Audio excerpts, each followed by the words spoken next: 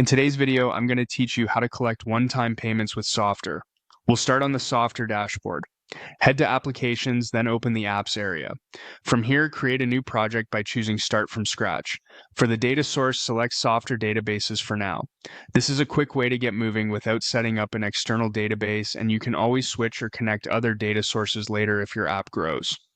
Click. Continue to spin up your new app space. Once your blank app is ready, open the block library by selecting Browse Blocks. This is where you'll add pre-built sections to your page so you can assemble your layout fast. In the search bar, type payment to filter the relevant blocks. Choose the payment category, then select the simple billing block.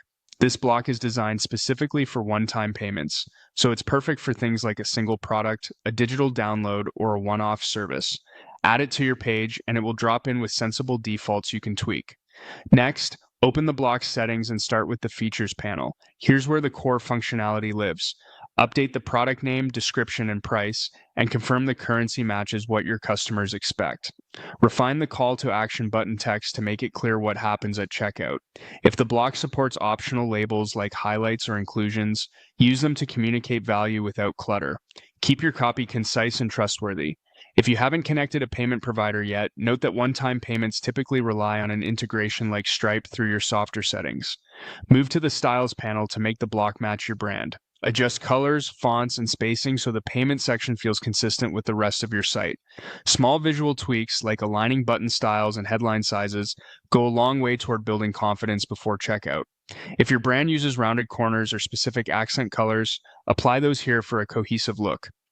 Finally, open the visibility panel to control who sees this block and when.